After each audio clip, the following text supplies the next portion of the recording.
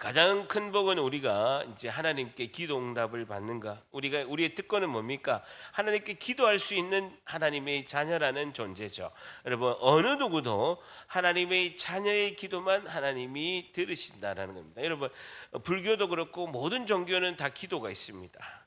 근데 기도가 궁극적으로 다른 게, 우리 기독교는 궁극적인 다른 것이 있다는 겁니다. 전능하신 하나님께 우리가 기도를 올려드리고 하나님이 응답해 주신다라는 것이죠. 그렇다면 우리가 응답받는 기도, 말씀으로 기도하는 것이 너무나 중요하다는 겁니다. 오늘 본문, 우리가 너희가 내 안에 거하고 내 말이 너희 안에 거하면 무엇이든지 원하는 대로 구하라 그리하면 이루리라. 우리는 무엇이든지 원하는 대로 구하라 그리하면 이루리라 15장 7절 하반절만 생각하고 있는 거예요. 근데 조건이 있습니다. 조건이 뭡니까? 너희가 내 안에 거하고 내 말이 어디예요?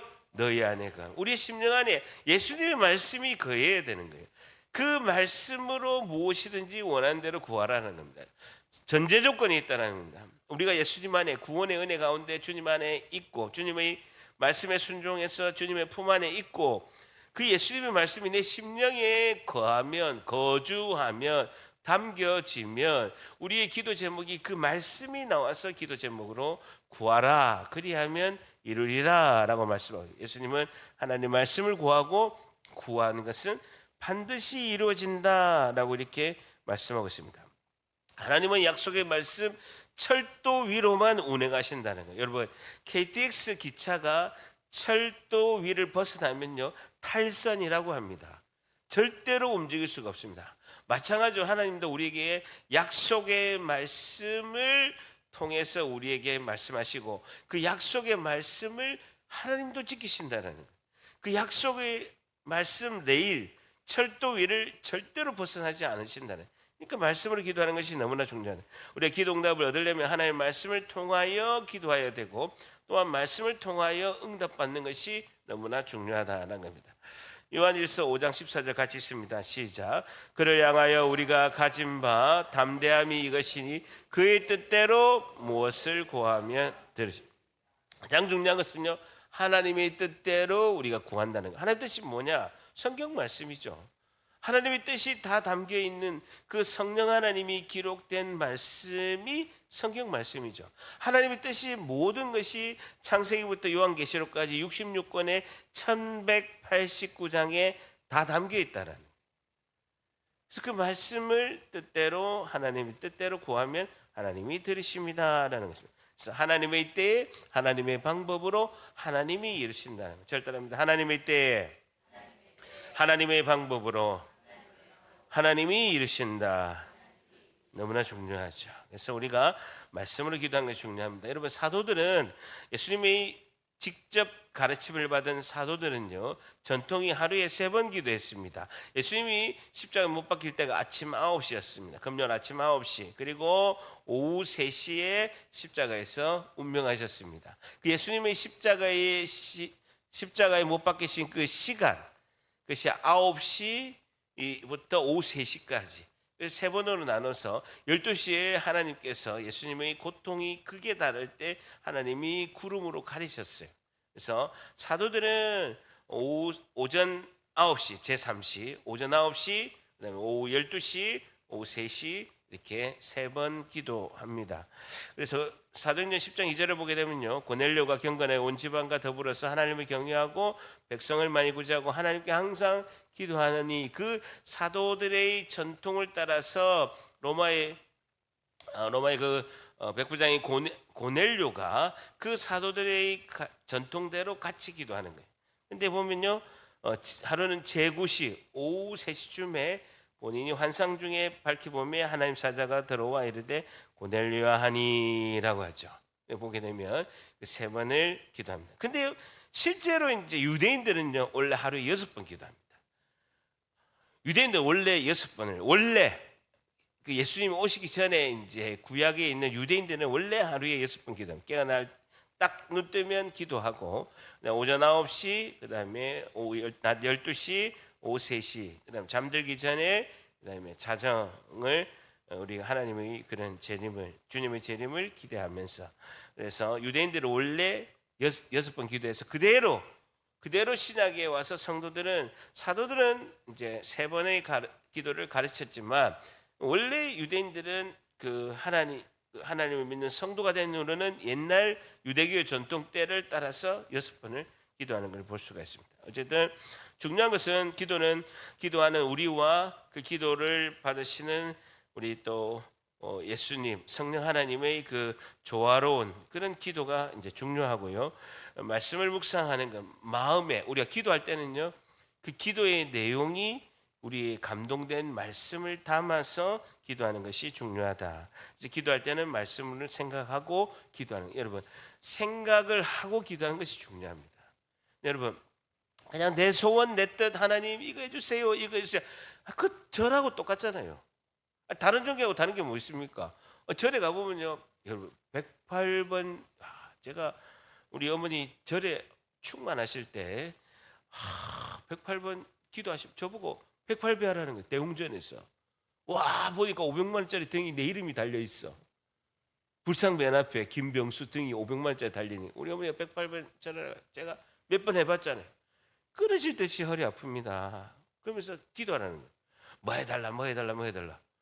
그거 교회에서 철학기도 만약에 한다면 뭐가 다릅니까? 우리 그래도 우리의 기도는 달라야 되는 거예요. 일반 종교의 기도와 같으면 안 된다는 거예요. 기도가 달라야 된다는 거예요. 기도에 대해서 성경 가르침들이 너무나 많다는 것입니다. 자, 성경의 말씀은요, 하나님의 말씀을 깨닫게 하시는 성령을 의지해서 성경을 읽어야 돼요. 그러니까 제일 중요한 건요, 말씀으로 기도하려면 말씀을 깨달아야 되죠. 말씀을 깨닫게 하는 건요, 성령이 하시는 역사다라는 거예요. 욥기서 32장 8절에도 보게 되면 그러나 사람 속에는 영이 있고 전능자의 숨결이 사람들을 깨닫게 해주신다라는 거예요. 그 전능자의 숨결은요, 성령의 지배죠. 성령의 역사죠. 전능자의 숨결인 성령의 지배를 받아야 하나님의 말씀이 깨닫게 돼요. 여러분, 제가 무식한 편이 아닌데 성령의 은혜를 받기 전에는요, 아무리 목사님 설교를 들어도 뭔 말인지 도무지 모르겠는 거예요. 아니, 성경의 문화적인, 지리적인 배경, 역사적인 배경을 몰라도 그 뭐 이렇게 신약 성경에 있어서 도덕적인 교훈의 말씀이 있잖아요. 설교를 하는데 도저히 못 알아듣겠는 거예요. 계속 아픔만 나오고 딴 생각만 나오고, 마치면 이마트 가야 되는데, 뭐 사야 되는데, 내일 출근할 때 뭐 준비해야 되는데, 계속 딴 생각만 나고 도무지 깨닫지 못하겠는 거예요. 근데 성령의 은혜를 받으니까 그렇게 꿀송이 같은 거예요. 그렇게 들리고요, 또 예배가 사모해지고, 또 내일 빨리 새벽에 일어나서 새벽기도 가야 되는데, 그렇게 사모하는 마음이 있는 거예요. 완전히 다른 거예요.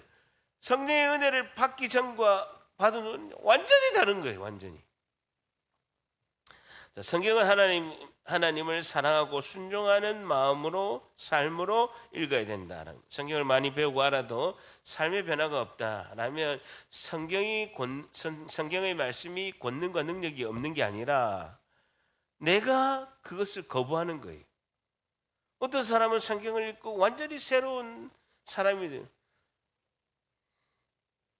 종교개혁자 마틴 루터도 마찬가지고, 그 전 세계를 움직이는 기독교의 지도자들은 그 성경의 말씀을 통해서, 깨달음을 통해서 회개하고 통환하면서 하나님의 그런 주님의 일을 하는 헌신자들로 다들 이렇게 되고, 우리가 깨닫고 우리가 진리의 말씀 가운데 꼬꾸라질 때 하나님의 놀라우신, 하나님이 쓰시는 위대한 하나님의 사명자를 우리가 거듭나는 것이죠. 성경은 사람의 말이 아닌 전능하신 하나님의 말씀이고, 그 말씀은 사람과 생명을 살리는 생명의 복음의 말씀이라, 영생의 말씀이다라는 것이죠. 여러분, 기도는 세 가지가 있습니다. 첫째는 이제 고백 기도죠. 첫째, 우리가 잘 아는 예수님은 나의 주인이십니다. 예수님, 내가 주인 된 죄 때문에 예수님이 죽으셨습니다. 이사야 53장 6절 말씀을 의지하고 나아갑니다. 내가 주인 된 죄 때문에 각기 제 길을 가고 그 죄 때문에 예수님께서 십자가에 죽으셨음을 내가 믿습니다. 하나님은 나의 아버지이십니다. 기도할 때 성령님 환영합니다. 성령님 나에게 충만히 임하여 주시고 오늘 나의 기도를 하나님 들어주시고 예수님 나의 주인 되시고 하나님이 나의 아버지 되심을 날마다 입술로 고백하는 저희들 될 수 있도록 도와주시옵소서. 이 고백의 기도가 기도의 처음에 가장 중요하게 시작되는 거죠. 그 다음에 이제 감사 기도로 나아가는 겁니다. 존재로 기도하는 것이죠. 예수님 나의 주인이시고 하나님은 나의 절단입니다. 예수님은 나의 주인이십니다. 하나님은 나의 아버지이십니다. 성령님 환영합니다. 성령님 충만히 임하여 주시옵소서. 그게 굉장히 중요한 고백의 기도. 두 번째는요, 말씀 기도라는 거예요. 말씀 기도. 현상이 아니라 말씀에 집중하라는 것입니다. 우리는 현상, 눈에 보이는 현상, 눈에 보이는 세상이 있고 눈에 보이지 않는 하나님 나라가 있는 거예요. 근데 눈에 보이는 그 세상의 현상에 집중하게 되면 하나님 말씀이 우리 가운데 역사하지 않는 거예요.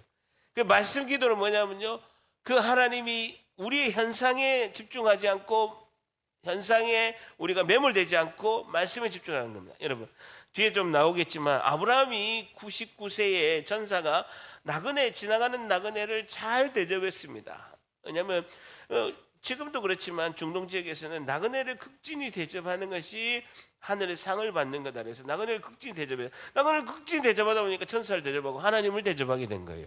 아브라함이 99세 때, 사라가 89세 때. 근데 그분들이 그렇게 이야기합니다. 내년에 이때에 아들을 낳을 것이다.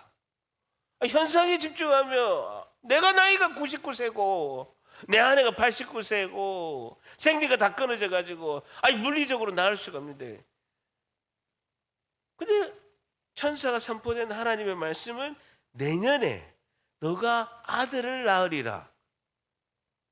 그 말씀이 선포된 거잖아요. 그 성경의 말씀을 붙드는 거예요. 현상은요, 내가 똑똑하지도 않고 내가 조그만 회사에 조그맣게 다니는데 내가 뭘 특별히 할 수 있겠나.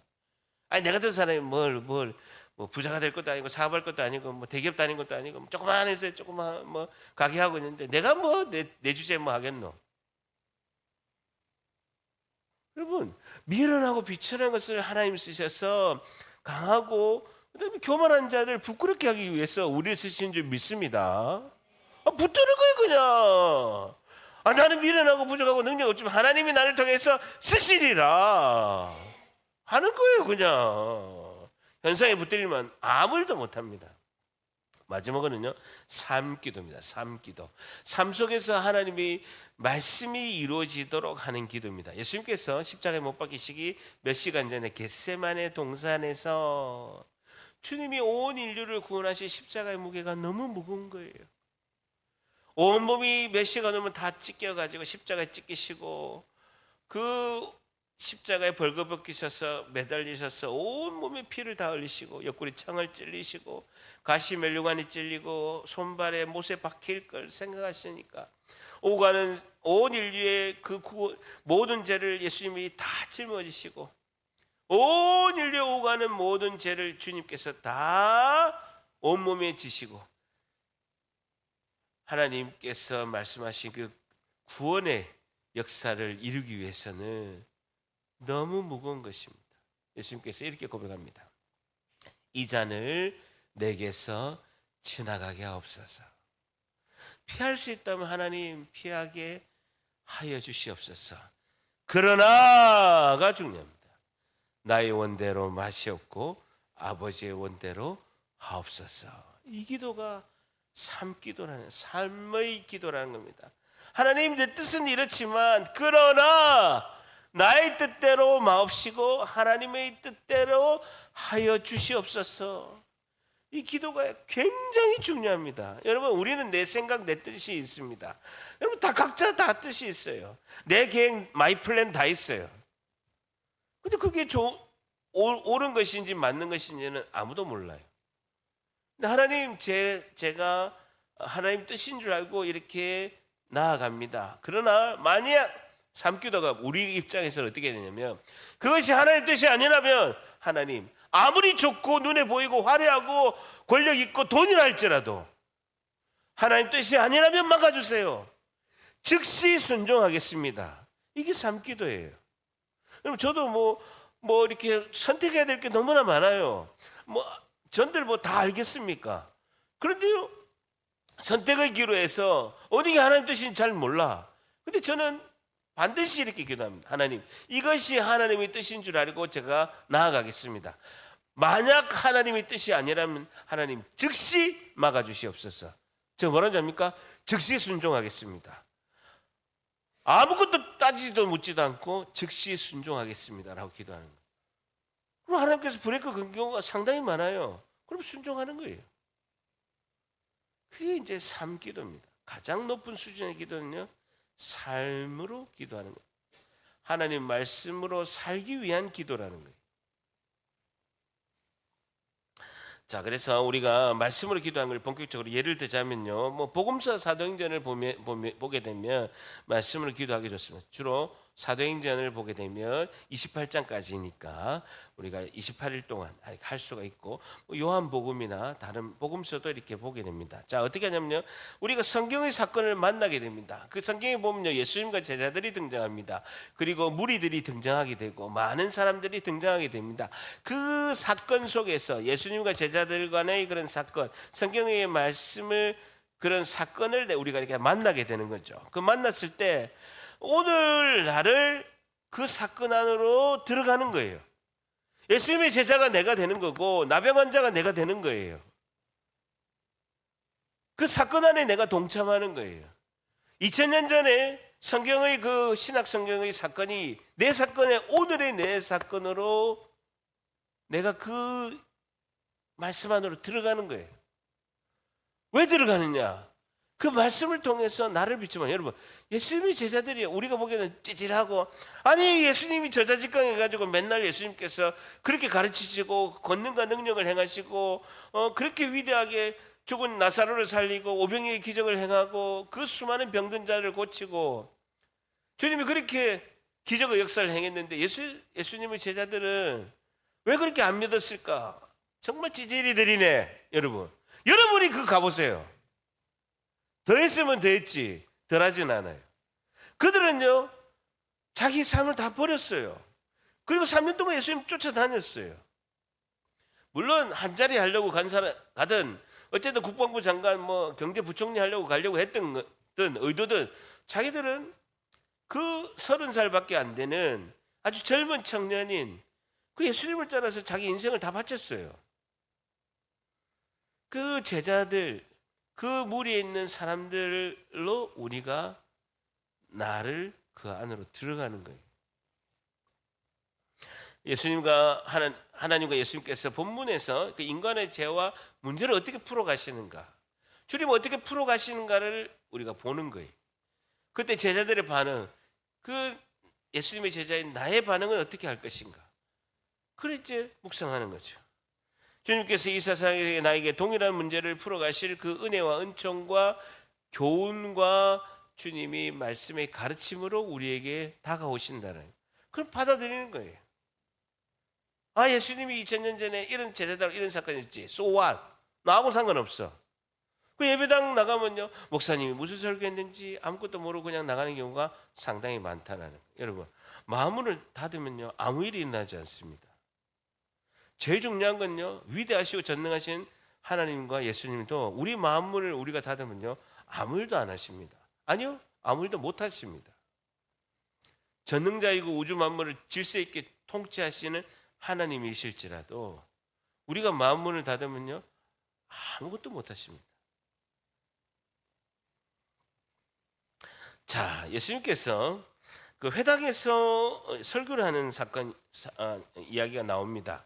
예수님께서 누가복음 4장 16절에 예수께서 그 자라던 곳 나사렛에 이르러서 고향에서 이제 안식일에 늘 하시는 대로 회당에 들어가서 성경을 읽으라고 이렇게 서셨습니다. 이제 성경이 딱 이렇게 펼쳐진 거예요.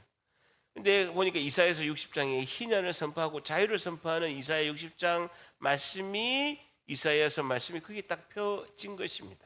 서지자 이사야의 글을 드리거늘 책을 펴서 이렇게 기록된 데를 예수님이 찾으시니, 이사야서 61장 1절에서 2절, 누가복음 4장 18절에 19절, 그 보라색 같이 한번 읽습니다. 시작. 주의 성령이 내게 임하셨으니 이는 가난한 자에게 복음을 전하게 하시려고 기름을 부으시고 나를 보내사 포로된 자에게는 자유를, 눈먼 자에게는 다시 보게 함을 전파하며 눌린 자를 자유롭게 하고 주의 은혜를 전파하게 하려 하십니다. 라고 이사야서 61장 1절에서 2절 말씀을 주님이 그 회당에 있는 성경, 구약 성경의 이사야서 말씀을 보시고 선포하시는 거예요. 그렇게 하시면서 주님이 놀랍게도 21절에 이에 예수께서 그들에게 말씀하시되 오늘 이 글이 오늘 예수님 오시기 700년 전에 BC 700년에 그 이사야서 말씀이 700년이 지나서 오늘 너희 귀에 응하였느니라 라고 이렇게 말씀하고 있습니다. 지금으로 치면 2700년 전에 이사야서 말씀이 오늘 우리 귀에 응하신 줄 믿습니다. 살아있는 말씀이에요. 그러니까 시간과 공간을 초월한 말씀이라는 거죠. 주님이 오늘 너희 귀에 응하였느니라 라고 이렇게 말씀하고 있습니다. 자, 그러면 우리가 한번 이렇게 기도를 본격적으로 말씀 기도해 볼게요. 마태복음 8장에 보게 되면 1절 4절에 한 나병 환자가 예수님께 나병을 치료해 달라라고 찾아옵니다. 예수께서 산에서 내려오시니 수많은 무리가 따르니라. 한 나병 환자가 나와서 절하며 이르되 주여 원하시면 저를 깨끗하게 하실 수 있나이다 라고 나병을 좀 고쳐주세요 라고 요청합니다. 이게 뭡니까? 우리가 기도는요 나를 위한 기도로 보통 시작되죠. 주님, 내가 몸이 아픕니다. 그리고 내가 물질이 좀 힘듭니다.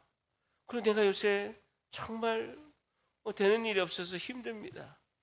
우리 자녀들이 나를 너무나 힘들게 합니다. 더군다나 설상가상으로 남편도 나를 힘들게 합니다. 이거 주님 좀 어떻게 해결해 주세요. 나를 위한 기도를 시작한다는 거예요. 기도를 시작하는 거죠. 예수께서 손을 내밀어 그에게 대시며 이르되 내가 원하노니 깨끗함을 받으라 하시니 즉시 그의 나병이 깨끗해진 거라. 기도 응답을 받은 거예요. 나 한 사람, 한 나병 환자가 기도하고 응답받는 거죠. 여러분 이 메시지라면 말씀 기도 어떻게 하시겠습니까? 말씀의 기도를 어떻게 하시나요? 저는 이렇게 기도하죠. 하나님, 저는 영적으로 나병 환자입니다. 내 중심, 내 문제, 내 걱정 붙든다고 내 생각, 내 뜻 그거 해결한다고 하나님을 못 본 영적인 나병 환자 뭡니까? 감각이 없는 거죠. 손가락이 떨어져도 안 아프고 감각이 없는 거예요. 무감각이 하는 거예요. 코가 떨어져도 안 아프고 발가락이 떨어져도 안 아픈 그게 나병 환자잖아요. 내 중심, 내 문제, 내 걱정 붙든다고 하나님을 못 본 영적인 나병 환자였습니다. 그 사람이 예수님과 함께 2000년 전에 십자가에 함께 죽었음을 선포합니다. 주님, 이 시간 깨끗함을 받아서 영적으로 감각이 회복되어서 앞으로는 주님을 보게 도와주시고 주를 위해서 삶을 살겠습니다 라고 말씀 기도하는 거예요.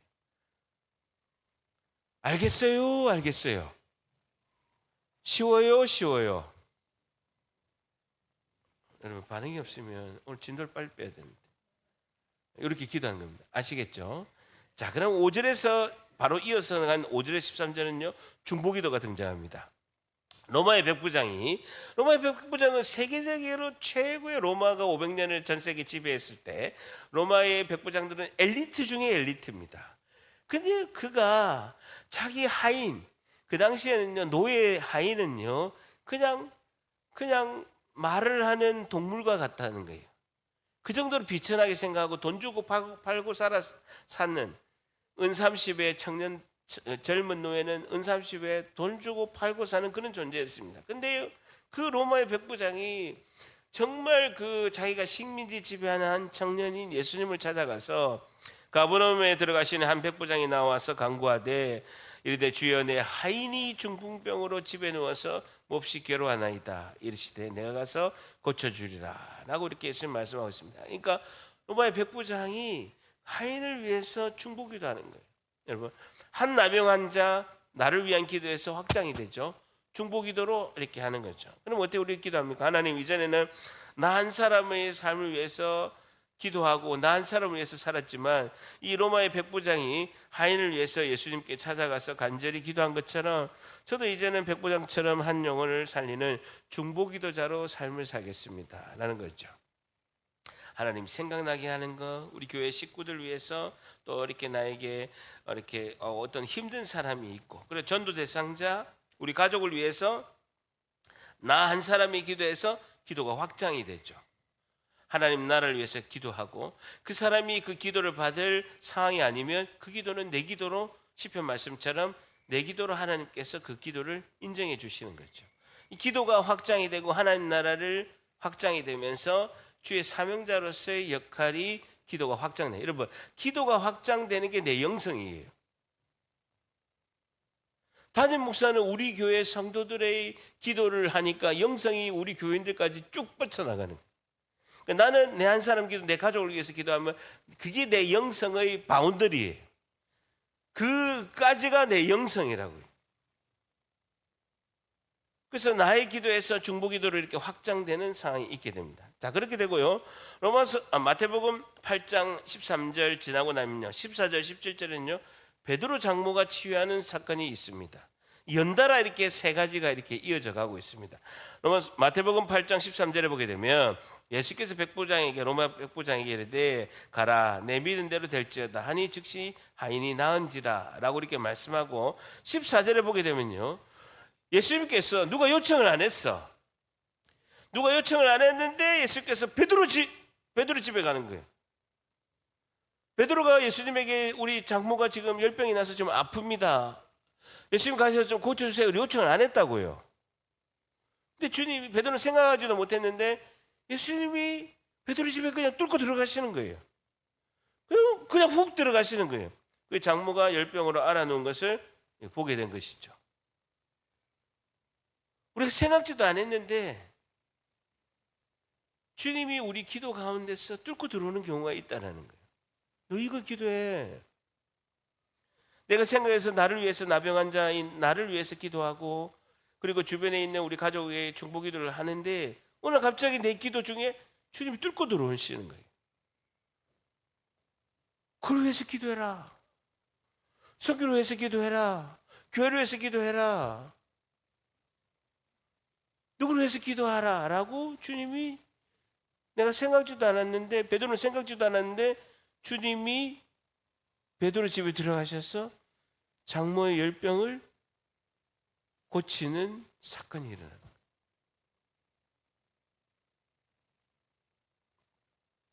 굉장히 중요한 말씀이 8장 15절입니다. 같이 읽습니다. 시작. 그의 손을 만지시니 열병이 떠나가고 여인이 일어나서 예수께 수종을. 여기서 만지시니라는 단어가요, 하프토마이라는 뜻인데 원어사절을 찾아보니까요 권능으로 잡다라는 뜻입니다. 권능으로 잡다라는 뜻입니다. 권능으로 잡다라는 것입니다. 앉아주세요. 자, 권능, 여러분 중요해요, 중요. 자, 8장 15절 같이 있습니다. 시작. 그의 손을 만지시니 열병이 떠나가고 여인이 일어나서 예수께 수종을 들더라. 하프토마이, 권능으로 잡다라는 겁니다. 그래서 우리가 기도를 이렇게 하는 거죠. 그 예수님의 권능의 능력의 불같은 손으로 저를 잡아 주시옵소서라고 이렇게 기도하는 거죠. 여러분, 그러니까 우리가 기도를 할 때 나를 위한 기도, 중보기도 하고 더 넘어서서는 그 예수님의 권능의 능력의 불같은 손으로, 권능의 손으로 나를 잡아 주시옵소서라고 이렇게 기도하는 거죠. 기도가 확장이 되는 거예요. 확장이 되는 거예요. 볼 수가 있습니다. 자, 이제 다 끝나갑니다. 자, 보세요. 자, 그럼 우리가 궁금한 게 있습니다. 자, 말씀 기도하는 거 어떻게 하는 거 아시겠죠? 자, 이렇게 보게 되면 그럼 우리가 언제 응답을 받느냐라는 거예요. 자, 앉으세요. 예. 우리가 언제 응답을 받느냐, 이게 궁금하잖아요. 궁금해요, 궁금해요? 궁금하죠. 우리 언제 응답 받느냐, 언제 응답 받느냐는 거예요. 우리가 이제 나를 위한 기도, 중보기도, 그리고 하나님의 권능의 능력을 잡는 기도, 하나님의 불이 나와서 권능의 능력을 잡는 그 베드로 장모의 열병을 그 주님이 고치실 때 그 베드로 장모의 손을 잡으심에, 주님이 기도로 나의 그 권능의 손으로 나의 기도를 붙잡아 주시는 그 은혜까지 이렇게 되면 우리가 제일 궁금한 건요, 하나님 언제 우리가 응답받습니까? 이게 중요하다. 이게 우리에게는 중요하다네. 근데 보세요, 창세기 18장 10절에 보게 되면 아까 제가 언급한 것처럼 아브라함이 지나가는 나그네를 잘 극진히 대접했습니다. 근데 가만히 대접해 보니까 하나님이신 거예요. 하나님과 천사를 대접한 거예요. 그때 천사가 이렇게 얘기합니다. 그가 이르시되 내년 이맘때, 아브라함이 99세, 사라가 89세 때, 내년 이맘때 내가 반드시 내게로 돌아오리니 너희 아내 사라가 아들이 있으리라 하니, 사라가 그 장문 뒤에서 장막 뒤에서 그 소리를 들은 거예요. 근데 막 웃기는 거지. 나 89세인데 애를 어떻게 낳아? 우리 남편 99세인데 어떻게 낳아? 이렇게 생각한 거죠. 그래서 아브라함과 사라는 나이가 많이 늙어요. 현실을 바라보고 환경을 바라보게 되면 아브라함과 사라는 나이가 많이 늙었고 사라는 89세고 여성의 생리가 끊어졌는지라, 현실로 보게 되면 기도응답은 절대로 이루어지지 않는 거죠. 말씀은 선포가 된 거죠. 하나님께서 이렇게 얘기합니다. 내년 이맘때 내가 반드시 돌아오게 되는데 아내 사라에게 아들이 있으리라고 말씀이 선포됐잖아요. 선포됐는데 내 인지 능력과 내 생각과 이성의 능력들은 그거는 내한테는 이루어질 수가 없어라고 딱 닫힌 거죠. 그럴 때 증상이 뭔지 압니까? 사라가 속으로 웃고 이르되, 웃고 이르되, 웃다라는 건 비웃었다라는 거예요. 믿음이 전혀 없는 거예요. 작동이 안 되는 거예요. 믿음이 작동이 안 되는 건 두 가지입니다. 전혀 내가 깨닫지 못하거나, 두 번째 두려움이 있을 때. 두려움이 있을 때는 그게 믿음이 작동이 되지 않는 거예요. 근데 비웃는 거예요. 그리고 내가 노쇠하였고 내 주인도 늙었으니, 두 가지. 웃고, 그리고 늙었으니 내게 무슨 즐거움이 있으리요라고 이렇게 이야기를 하는 거죠. 그렇게 이야기해봤자 나에게는 기쁨과 즐거움이 없습니다라고 이야기하고 있습니다. 자, 그런데요, 웃고 이르되 무슨 즐거움이 있으리요, 이 세 단어를 잘 기억해 보세요. 자, 그러면서 21절 보게 되면 여호와께서 줄 쳐보세요. 저를 따라해 보세요. 말씀하신 대로, 한 번 더, 말씀하신 대로. 창세기 18절에 하나님께서 말씀하신 대로 사라를 돌보셨다는, 여러분 말씀이 선포되면 그 말씀이 나를 지켜주시고 돌보실 줄 믿습니다. 말씀을 의지하면 그 말씀이 나를 지켜주시고 돌보신다라는 거예요. 그 말씀의 권능의 능력이 나를 보호하시고 지켜주시고 나의 산성이 되시고 요새가 되시고 방패가 되신 주님을 찬양합니다. 오늘도 나를 지켜주시고 보호하시는 은혜를 베풀어 주시고, 내가 동서남북 어디로 가든지 나의 요새가 되시고 산성이 되시고 방패가 되신 주님이 나를 지켜줄 줄 믿습니다. 이게 말씀 기도예요. 말씀하신 대로 사라를 돌보셨고, 창세기 18장에 말씀이 선포됐잖아요. 내년에는 네가 아들을 낳으리라 라고 선포됐잖아요. 그 말씀하셨기 때문에 돌보셨다는. 그리고 똑같은 말이 여호와께서 말씀하신 대로 두 번째 나옵니다. 사라에게 행하셨다는, 말씀하신 대로 돌보셨고 말씀하신 대로 행하셨다라고 말씀하고 있습니다. 사라가 임신하고 하나님이 주쳐보세요. 말씀하신 시기가 되어, 절단합니다. 말씀하신 시기가 되어. 그 말씀하신 대로 말씀하신 시기가 되어. 그때를 우리가 잘 몰라요. 그러니까 가장 중요한 것은요, 인내의 열매가 있어요. 기도 응답을 받으려면요, 인내하는 기도에 열매가 있어야 된다. 굉장히 중요해요. 아브라함이 그에게 태어난 아들 사라가 자기에게 낳은 아들을 이름하여 이삭이라 했더라. 웃었다라. 앞에서 웃었잖아요. 그러니까 이삭이 뭡니까? 웃었다라고 하는 거예요. 무슨 즐거움이 있겠냐? 이삭이 큰 기쁨이 되었다. 여러분, 손주 사랑은요, 할매 사랑입니다. 손주는 할매가 목숨처럼 사랑하는 거예요.